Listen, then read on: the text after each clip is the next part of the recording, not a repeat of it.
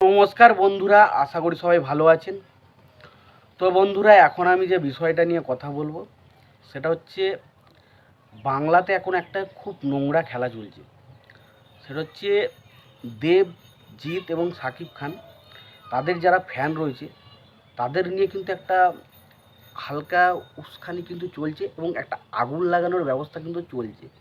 এবং আমি দেখলাম প্রায় সোশ্যাল মিডিয়া জুড়ে এই জিনিসটা নিয়ে প্রায় তোলপাড় হচ্ছে। এবং এই যে সাকিব খানের ফ্যান ভার্সেস জিতের ফ্যান ভার্সেস দেবের ফ্যান, এই যুদ্ধটা কিন্তু লেগে গেছে। এবং বেশিরভাগ যারা সাকিব খানের ফ্যান রয়েছে বা যে সমস্ত বাংলাদেশের অডিয়েন্স রয়েছে, তাদের বক্তব্য একটাই যে সাকিব খান হচ্ছে দেবজিতের থেকে বড় সুপারস্টার। এবং এই কথাটা স্পেশালি শুরু হয় বাংলাদেশের একজন বড় ইউটিউবার, অর্থাৎ একজন ডিরেক্টর ছিল। তিনি এখন ইউটিউব করেন, নাম আমি তার মেনশন করছি না, আপনারা অবশ্যই জানেন। তো তিনি একটা জায়গায় কমেন্ট করে এক জায়গায় বলেছেন যে দেবজিতের থেকে নাকি শাকিব খান অনেক বড় স্টার। তাই আজকে বাংলার যে এসবিএফ প্রোডাকশন হাউস বলুন বা এসকে মুভিজ বলুন, তারা কিন্তু মানে দেবজিৎকে ছেড়ে কিন্তু শাকিব খানকে নিয়ে সিনেমা করছে। তো কত রকমের আতেল মার্কা লোক থাকে এটা বলে বোঝাতে পারবো না ভাই। আমি বুঝতে পারছি যে শাকিব খানের স্টারডাম বাংলাদেশে প্রচণ্ড বেশি, তার ধারে কাছে বাংলায় জিতের বা দেবের স্টারডাম নেই, কিচ্ছু নয়। কিন্তু এটা তো মানতে হবে যে আমাদের পশ্চিমবাংলায় দেবজিতের যে স্টারডাম রয়েছে সেখানে কিন্তু শাকিব খানের স্টারডাম কিচ্ছু নেই। এটা ফ্যাক্ট। তবে এই জিনিসটা এতটা নোংরামির পর্যায়ে চলে গেছে, মানে এইটা নিয়ে এখন শুধুমাত্র একটা জিনিস চলছে, ব্যবসা চলছে, ব্যবসা। সবাই ব্যবসায় নেমে পড়েছে।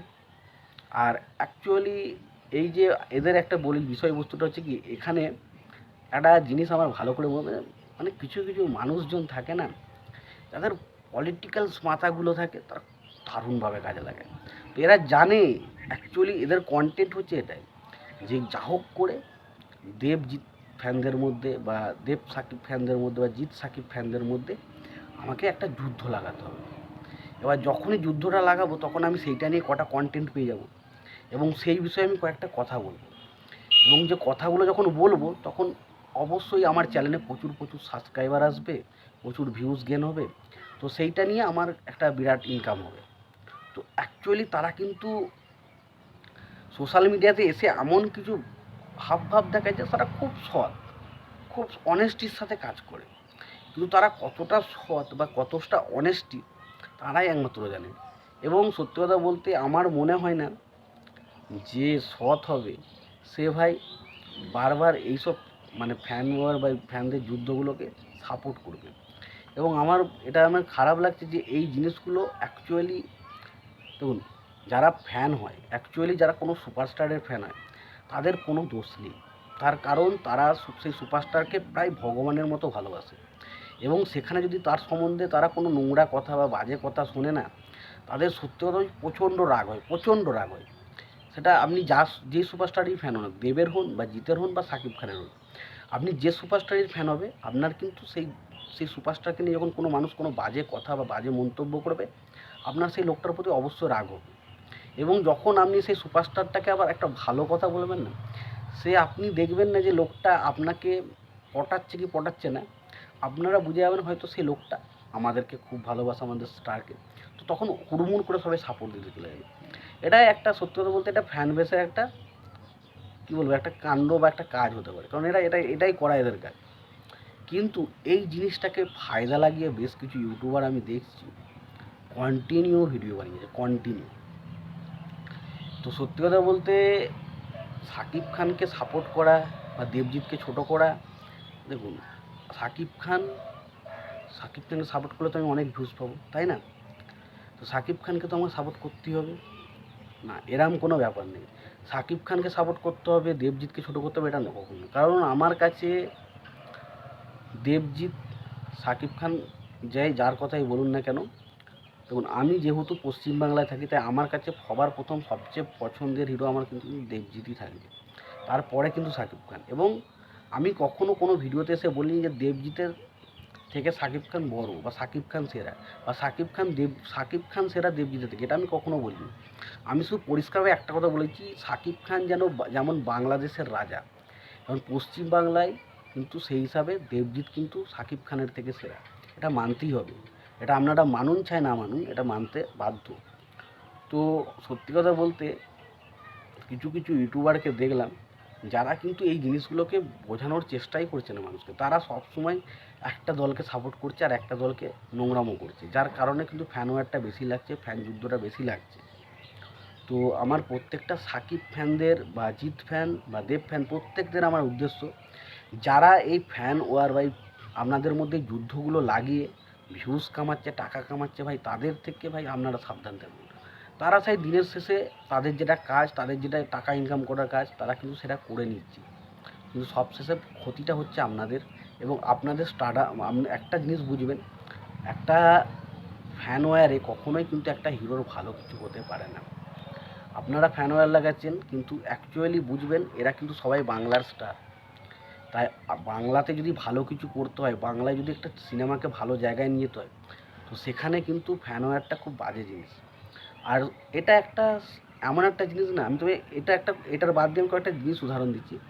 ভালো করে যদি পলিটিক্যাল বিষয়টা বোঝেন, দেখবেন এখানে যারা রাজা বড় বড় নেতারা রয়েছে তারা কিন্তু কখনো যুদ্ধ করে না, কিন্তু তাকে যারা ভালোবাসে তারা কিন্তু সারা জীবন যুদ্ধ করে। তো এটা বোঝায় যে আমরা যারা ধরুন বড় বড় সুপারস্টার, তারা কিন্তু এখানে এইসব বিষয় নিয়ে কোনো মাথা ঘামায় না, তারা তাদের কাজ করেই যাচ্ছে, তবেই তারা সুপারস্টার। কিন্তু অ্যাকচুয়ালি এই বিষয়টা আমরা যুদ্ধ করে মরি। এবং সত্যি কথা বলতে এই জিনিসটা যেভাবে শুরু হয়েছে, যেভাবে বাংলাদেশ ভারত একটা যুদ্ধর মধ্যে শুরু হয়ে গেছে, যে বাংলাদেশের কন্টেন্ট নিয়ে আমরা খারাপ বলছি, এরকম একটা কথাবার্তা উঠছে, তো সেই জিনিসটা খুবই নোংরার দিকে যাচ্ছে। তো আমি একটা কথাই বলবো, যদি বাংলা কন্টেন্টকে ভালো জায়গায় নিয়ে যেতে চান, তো অবশ্যই এই জিনিসগুলো থেকে আগে বিরত থাকতে হবে। এবং এমন কিছু ইউটিউবার রয়েছে যারা আপনাদেরকে দিনে সেই বিষয়ে 10টা 15টা 8টা 5টা করে ভিডিও বানাচ্ছে। তো তাদের ভিডিও আমি দেখতে বারণ করব না, যে বলবো না দেখবেন না, সেটা দেখতেই পারেন, কিন্তু তাদের মানে কথাতে বেশি পা দেবেন না। আপনারা একটু যে কোনো কিছু বোঝার আগে বা যে কোনো কিছু বলার আগে অন্ততপক্ষে একবার নিজে মনটাকে জিজ্ঞেস করবেন যে ভাই আমি এটা বলছি, এটা আমার সঠিক হচ্ছে, বা আমি এটা ভাবছি এটা কি ভুল? তাহলে বুঝতে পারবেন যে ভাই আমরা যেটা করছি সেটাও কিন্তু সঠিক নয়। তো আমি এটাই পরিষ্কারভাবে একটা কথাই বলতে চাই, যদি বাংলা সিনেমার উন্নতি চান, তো সেখানে আপনারা যেমন দেবজিৎ, সমস্ত হিরোরই সাপোর্ট প্রয়োজন, প্রত্যেকটা বাংলাদেশের মানুষেরও যেমন দেবজিৎ প্রত্যেকের সাপোর্টের প্রয়োজন, এবং বাংলাদেশেরও প্রত্যেকটা সাকিব খান থেকে শুরু করে যে সমস্ত হিরোরা রয়েছে প্রত্যেকেরই কিন্তু আমাদের পশ্চিমবাংলার যে সমস্ত অডিয়েন্স রয়েছে তাদেরও সাপোর্টের প্রয়োজন। তবে কিন্তু আজকে একটা ছবি বড় ছবি হতে পারে, এবং সেই বড় ছবি যখন আস্তে আস্তে প্যান ইন্ডিয়াতে যাবে, সেটা যদি ভালো ছবি হয় সেটা সাকসেসফুল হতে পারে। কারণ একটা ছবিকে ভালো বড় করতে গেলে কিন্তু সমস্ত সাপোর্টারদের প্রয়োজন, এবং সেই কারণে প্রত্যেকের উচিত প্রত্যেককে সাপোর্ট করা, না একে অপরের সঙ্গে যুদ্ধ করা। সেটা আপনারাই বলতে পারবেন যে আপনাদেরই একটা কথা, যে একটা বাংলা ছবি যদি একটা ভালো জায়গা করে, সেখানে লাভটা কাদের হবে? আমাদের বাঙালি অডিয়েন্সদের। আমরা আরও বড় বড় স্কেলে ছবি দেখতে পারবো, আরও বড় বড় ছবি দেখতে পারবো। আমাদের যে স্বপ্নগুলো, যে যে আমরা যে সাউথ লেভেলে যে বড় ছবি বড় বড় কাজগুলো দেখি, সেই কাজগুলো হয়তো আমাদের বাংলা ইন্ডাস্ট্রিতে ওরকম বড় বড় কাজ হতে পারে। তো সেগুলো হলে কি আমাদের স্বপ্নটা পূরণ হবে না? তো সেগুলো কখন হবে? যখন আমরা সব কিছু মিলেমিশে আমরা কাজটা করব। এবং সত্যি কথা বলতে একটা ভালো ছবিকে যেমন সবাই প্রমোট করা উচিত, তো প্রত্যেকটারই আমার মনে হয় প্রত্যেকেরই, বাংলাদেশের যেমন আমাদের পশ্চিমবাংলায় যদি ভালো কোনো কাজ হয় সেটাকে মানে কী বলবো, ভালোবাসা উচিত, সেরকম বাংলাদেশেরও কোনো ভালো কাজ হলে আমাদের প্রত্যেকের সাপোর্ট করা উচিত।